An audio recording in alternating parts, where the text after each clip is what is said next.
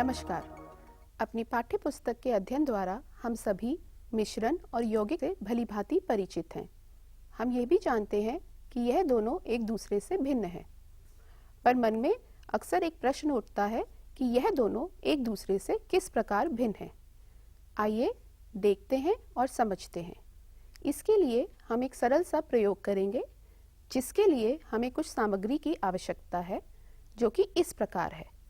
हमें चाहिए सल्फर चूर्ण, लौह चूर्ण, चीनी की प्याली, burner, tripod stand, wire gauze, कुछ परख नली, dilute sulphuric acid, lead acetate विलयन, कार्बन डाइसल्फाइड विलायक, चिमटा यानी टोंग्स, कांच की छड़, ड्रॉपर, स्पैचुला, फिल्टर पेपर इत्यादि। अब हम इस प्रयोग के लिए सबसे पहले सल्फर चूर्ण और लौह चूर्ण लेंगे। इन्हें हमने पहले से ही 7 ग्राम लौह चूर्ण और 4 ग्राम सल्फर पाउडर माप करके रखा है। आयरन और सल्फर से बने यौगिक का सूत्र है आयरन सल्फाइड, अर्थात इसमें आयरन और सल्फर के मोल बराबर के अनुपात में विद्यमान हैं। आयरन का परमाणु द्रव्यमान 56 U है, सल्फर का परमाणु द्रव्यमान 32 U है। अतः आयरन सल्फाइड में आयरन और सल्फर के द्रव्यमानों का अनुपात 56 और 32 है। अतः आयरन सल्फाइड में आयरन और सल्फर के द्रव्यमानों का अनुपात 56 और 32 अर्थात 7:4 है। एक मिश्रण बनाने के लिए हम 2 अवयवों का प्रयोग करेंगे, सल्फर चूर्ण 4 ग्राम और लौह चूर्ण 7 ग्राम, जिसे हमने पहले से ही माप करके रखा है। एक कांच की छड़ और सल्फर चूर्ण को हम एक बीकर में डालेंगे और निश्चित करेंगे कि अच्छे से इसमें डाल लें। फिर हम लौह चूर्ण को इसमें मिश्रित करेंगे। कांच की छड़ से इसे अच्छे से मिलाएंगे, जिससे कि एक मिश्रण तैयार हो जाएगा। यह 2 अवयवों वाला मिश्रण है। मिश्रण बनाना एक भौतिक परिवर्तन है और इसमें अवयवों का अनुपात निश्चित होना जरूरी नहीं है, पर हम इसी मिश्रण से यौगिक बनाएंगे, इसीलिए हमने पहले से ही इसका अनुपात निश्चित किया है।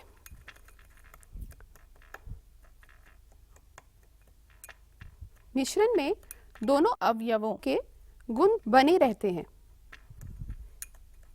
अब हम इस मिश्रण का लगभग आधा भाग इस चाइना डिश में डालेंगे। इसका प्रयोग हम यौगिक बनाने के लिए प्रयोग करेंगे। एक ट्राइपॉड स्टैंड और वायर ग्वेज लगाकर हम इसे गर्म करने रखेंगे। यौगिक बनाने के लिए सावधानी पूर्वक कांच की छड़ से और चिमटे के प्रयोग से इसे हिलाएं। मेरा सभी विद्यार्थियों से निवेदन है कि यह अभिक्रिया करते वक्त सावधानी बरतें और अपने शिक्षक की उपस्थिति सुनिश्चित करें। जब हम एक यौगिक को बनाएंगे तो इनके अवयव अपने गुण छोड़ देंगे और ये सल्फर पाउडर हमें पिघलता हुआ नजर आएगा और लौह चूर्ण के साथ मिश्रित होगा। ऐसा करते वक्त सावधानी बरतें और एक नियमित दूरी बनाए रखें। इसे तब तक गर्म करिए जब तक यह एक काले पिंड में परिवर्तित ना हो जाए। यौगिक में दोनों अवयवों के अनुपात निश्चित होना अनिवार्य है, जो हमने मिश्रण बनाते वक्त ही 7 ग्राम और 4 ग्राम ले लिया था। अब आप जैसे देख रहे हैं यह एक काले पिंड में परिवर्तित होना शुरू हो गया है।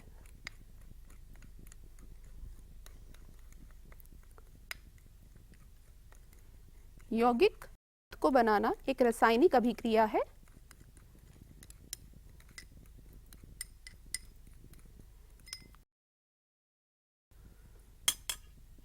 जब तक यह यौगिक ठंडा हो तैयार होता है तब तक हम अपने प्रयोग के दूसरे भाग की तैयारी कर लेते हैं। इसके लिए हमने पहले से ही 3 परख नली पे A अंकित किया है और 3 पर B अंकित किया है। इसके लिए हम A परख नली में कुछ मिश्रण स्पैचुला की मदद से डालेंगे।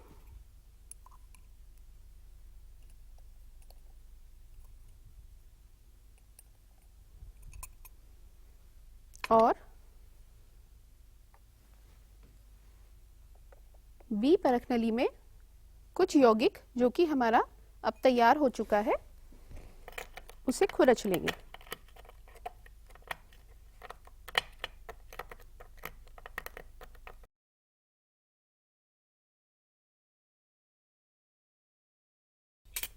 अब हमें चाहिए डाइल्यूट सल्फ्यूरिक एसिड,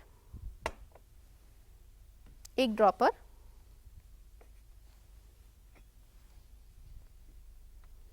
और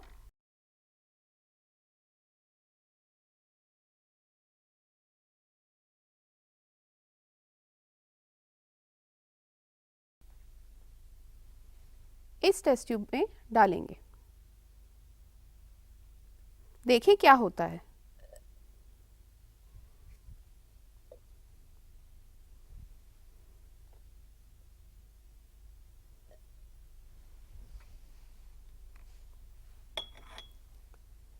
क्या आपको इसमें गैस के बुलबुले नजर आ रहे हैं? अब हम ये जानेंगे कि यह कौन सी गैस है।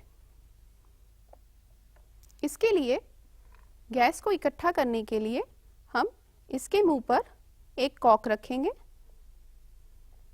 पर सावधानी दें कि इसे फिक्स नहीं करेंगे। जब तक ये गैस इकट्ठी हो रही है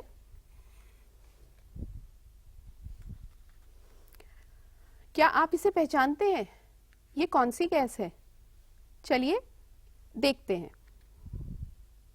जब ये गैस कुछ मात्रा में इकट्ठी हो जाए बड़ी सावधानी पूर्वक हम इस परख नली के मुख के ऊपर एक जलती हुई माचिस की तीली लाएंगे।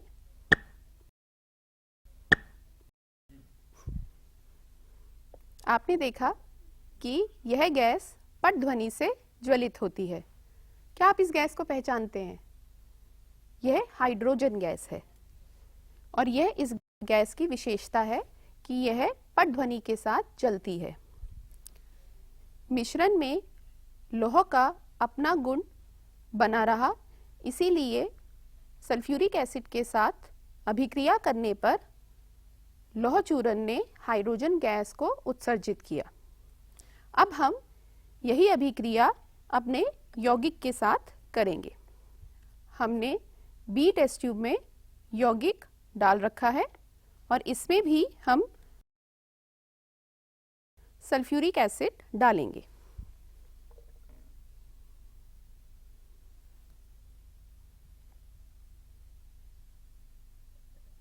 और यह जानने की कोशिश करेंगे कि क्या इसमें कोई गैस निकलती है या नहीं।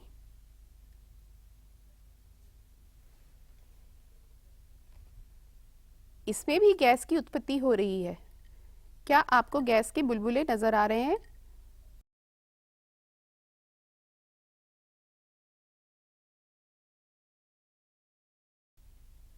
क्या यह भी हाइड्रोजन गैस है? यह जानने के लिए हम इसके मुख पर भी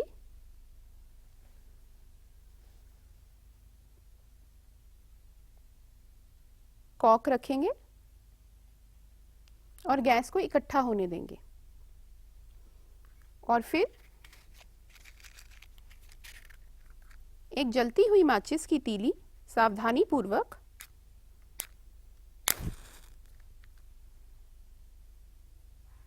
उसके मुख पे लाएंगे। पर यह गैस पट ध्वनि से नहीं जलती, अर्थात यह हाइड्रोजन गैस नहीं है। तो हमने देखा कि एक मिश्रण में लौह चूर्ण के अपगुण बने रहते हैं, पर एक यौगिक में लौह चूर्ण के अपने गुण नहीं रहते, पर इसमें एक गैस उत्सर्जित होती है। इस यौगिक मिश्रण से कौन सी गैस उत्पन्न हुई है, यह जानने के लिए हमें एक फिल्टर पेपर और लेड एसीटेट विलयन की, हम एक ड्रॉपर की मदद से इस फिल्टर पेपर को लेड एसीटेट से भिगो लेंगे और उसे बी टेस्ट ट्यूब के मुख पर सावधानी से रख देंगे। ऐसा ही प्रयोग हम अपनी मिश्रण वाली टेस्ट ट्यूब के साथ भी करेंगे।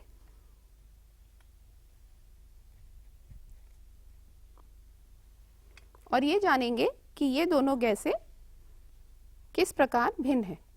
जब तक यह अभिक्रिया पूर्ण होती है, तब तक हम अपने अगले भाग की तैयारी कर लेते हैं। इसके लिए हम A अंकित परख नली में मिश्रण लेंगे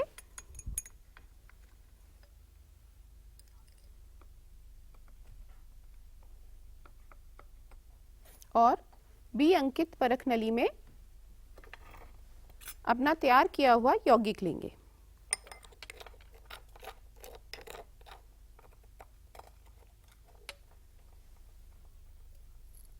अब हम कार्बन डाइसल्फाइड विलायक को 5 ml माप लेंगे। कार्बन डाइसल्फाइड विलायक एक ज्वलनशील पदार्थ है और इसका इस्तेमाल करते वक्त ये ध्यान रखें कि यह किसी बर्नर, गैस इत्यादि के समीप ना हो। अब हम ये 5 ml कार्बन डाइसल्फाइड मिश्रण A में सावधानी पूर्वक डालेंगे। यह करने के लिए हमारा उद्देश्य यह जानना है कि क्या सल्फर चूर्ण भी मिश्रण में अपने गुण बनाए रखता है या वह समाप्त हो जाते हैं। जब हम इसे मिश्रण में मिलाते हैं तो इस मिश्रण से सल्फर का रंग कार्बन डाइसल्फाइड विलायक में मिल जाता है और इसका रंग पीला हो जाता है, अर्थात सल्फर चूर्ण इसमें घुलनशील है और वह अपने गुण बनाए रखता है। सल्फर पाउडर का रंग कार्बन डाइसल्फाइड में हमें नजर आता है क्योंकि सल्फर पाउडर इसमें घुलनशील है। इससे हमें यह पता चलता है कि मिश्रण में सल्फर पाउडर अपने गुण बनाए रखता है। अब हम यही अभिक्रिया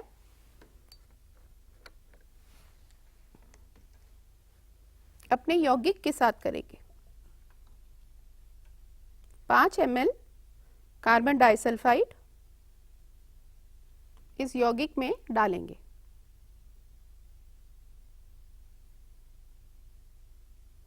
हम ये देखते हैं कि यह यौगिक कार्बन डाइसल्फाइड विलायक पे घुलनशील नहीं है, अर्थात सल्फर चूर्ण अपने गुण यौगिक में खो चुका है और एक नए गुण जो कि एक यौगिक के बनने से, आयरन सल्फाइड के बनने से हमें नजर आते हैं। अब हम अपनी पूर्व अभिक्रिया की ओर लौटते हैं, जिसमें हमने दोनों मिश्रण और यौगिक के मुख पर लेड एसीटेट विलयन में भीगा हुआ फिल्टर पेपर रखा था। अब हम मिश्रण A के ऊपर से फिल्टर पेपर को हटाएंगे और देखेंगे क्या इसमें कोई परिवर्तन है। इसमें कोई भी परिवर्तन हमें नजर नहीं आ रहा। अब हम यौगिक के ऊपर रखे गए लेड एसीटेट विलयन में भीगे हुए फिल्टर पेपर को उठाएंगे और देखेंगे क्या इसमें कोई परिवर्तन है? जी हाँ, यह काला हो चुका है। हाइड्रोजन सल्फाइड गैस के उत्सर्जित होने से लेड एसीटेट काला पड़ गया है, अर्थात यौगिक आयरन सल्फाइड अपने गुण दिखाता है और डाइल्यूट सल्फ्यूरिक एसिड के साथ हाइड्रोजन सल्फाइड गैस उत्पन्न होती है। इस प्रयोग से हमने सीखा दो अवयवों से मिश्रण और यौगिक बनाना। हमने यह भी देखा कि मिश्रण में दोनों अवयवों के अनुपात का निश्चित होना अनिवार्य नहीं है और इसमें दोनों अवयवों के गुण बने रहते हैं। एक मिश्रण बनाना एक भौतिक परिवर्तन है, जबकि एक यौगिक बनाना एक रासायनिक परिवर्तन है। यौगिक में दोनों अवयवों के गुण बदल जाते हैं, समाप्त हो जाते हैं और एक नए यौगिक के गुण हमें दिखाई देते हैं। यौगिक बनाते वक्त दोनों अवयवों के अनुपात निश्चित होना अनिवार्य है।